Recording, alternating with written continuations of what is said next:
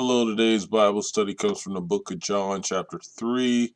It is verses 1 through 21. We will go 1 through 9 today, and then tomorrow we'll get the rest. John chapter 3, verses 1 through 9 reads as follows. Now there was a Pharisee, a man named Nicodemus, who was a member of the Jewish ruling council. He came to Jesus at night and said, Rabbi, we know that you are a teacher who has come from God, for no one could perform the signs you are doing if God were not with him. Jesus replied, Very truly I tell you, no one can see the kingdom of God unless they are born again. How can someone be born when they are old? Nicodemus asked. Surely they cannot enter a second time into the mother's womb to be born. Jesus answered, Very truly I tell you, no one can enter the kingdom of God unless they are born of the water and the Spirit. Flesh gives birth to flesh, but the Spirit gives birth to the Spirit. You should not be surprised at my saying, You must be born again. The wind blows wherever it pleases. You hear its sound, but when you cannot tell where it comes from or where it's going, so it is with everyone born of the Spirit. How can this be? Nicodemus asked.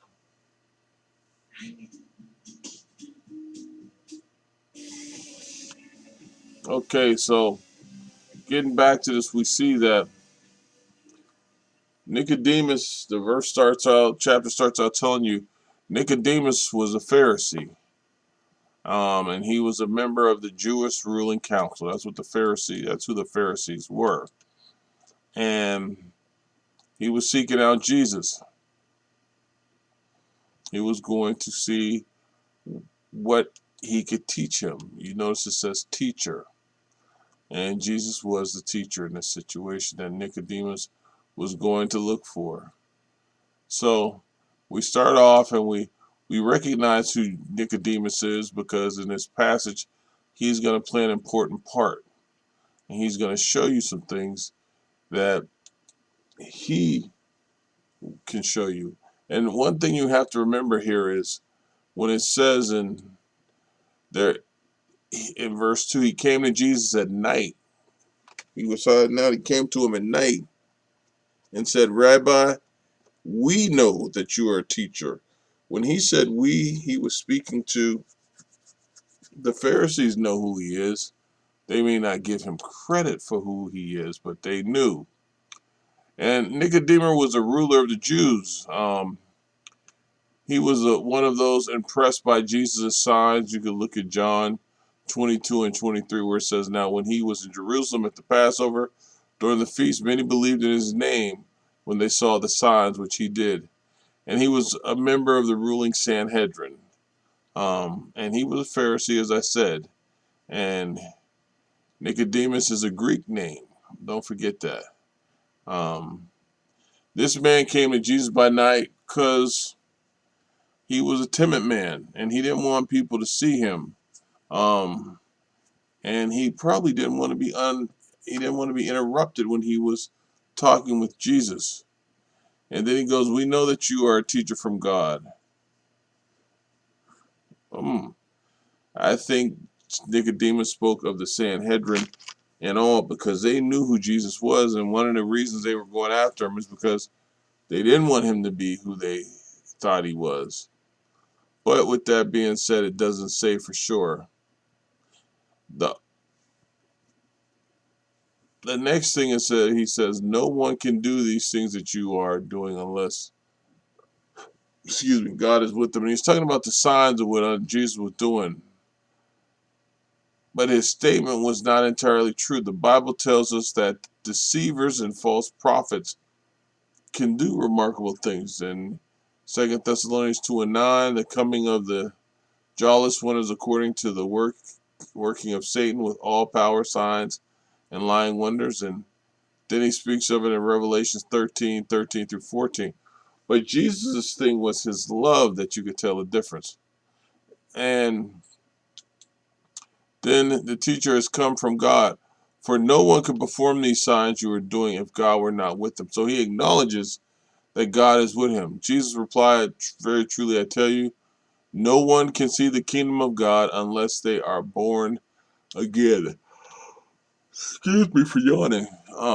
And this is something Jesus replied to Nicodemus, and it was it was hard for him to take because it was it was something that he was trying to grasp and get his hands around, you know. And born again, the ancient Greek word translated another, or the other translation, which I looked up, could be above, meaning born from above. Um, and John used it in John 13 and 31. He who comes from above is above all. He who is of the earth is earthly and speaks of the earth. He who comes from heaven is above all. But either way, the meaning's the same. To be born from above is to be born again. And that's what Jesus was telling you have to do. And then Jesus makes a statement that's very clear. And he says, in plain English to him, very truly I tell you, no one can see the kingdom of God unless they are born again. How can someone be born again if they are old? Well, Nicodemus takes us to the physical and, excuse me, doesn't speak to the spiritual. So Jesus says to him after he says, surely they cannot, this is still Nicodemus after he says this, Jesus speaks to him, surely they cannot enter a second time into their mother's womb to be born. And Nicodemus is thinking physical and what man knows, but he wasn't thinking about what Jesus knows. So Jesus answered him and said, very truly I tell you, no one can enter the kingdom of God unless they are born of water and the Spirit. And what Jesus is saying is, be baptized and accept me. And then he says, flesh gives birth to flesh, but the Spirit gives birth to spirit. So flesh goes to flesh, spirit goes to spirit, and he's letting them know. You should not be surprised to be saying, excuse me, you must be born again. And why shouldn't he be surprised? Because he has to accept Christ.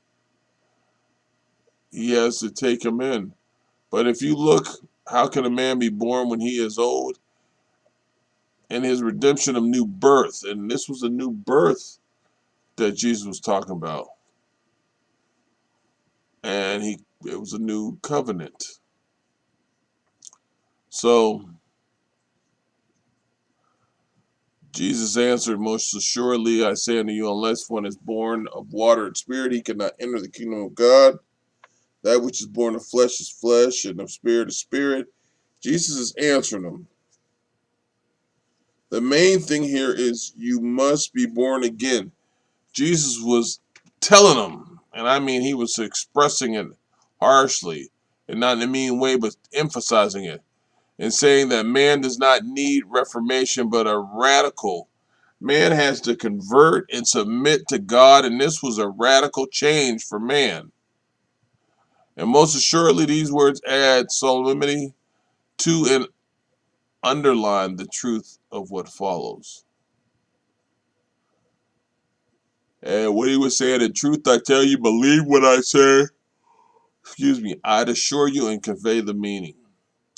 Unless one is born of water and the Spirit, he cannot enter the kingdom of God. If a nation passed a law and said no one could live there except those who were born in that nation, and someone wanted to live there who was not born there, it wouldn't matter. It wouldn't matter. It just would be a reason that it wouldn't matter, and that's what we are. All that would matter was if he was actually born there. We have to be born again in Christ to live with Christ. You must be born of water. Excuse me. We know that from John 3:10. Jesus said to him, "Are you the teacher of Israel, and or do you not know these things?" Then he says, born of water means to be baptized, as I said. And some of them thought born of water refers to physical birth, which it did not. This was not a physical thing, it was a spiritual thing. And that's what Jesus was saying. That which is born of flesh is flesh.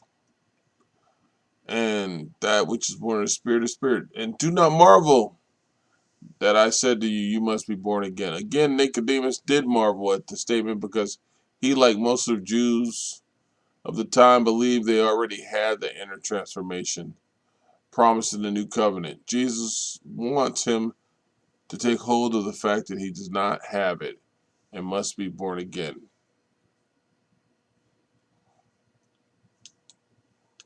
Excuse me for yawning. Wow. Then he says, the wind blows wherever it pleases. You hear its sound, but you cannot tell where it comes from or where it is going. So it is with everyone born of the Spirit. Now, this verse speaks to a few things. How can these things be? Nicodemus was confused. He was so set in thinking that the new birth had already happened to him and all of Israel, faithful Israel, that he had a hard time thinking differently. Jesus had to keep explaining to him.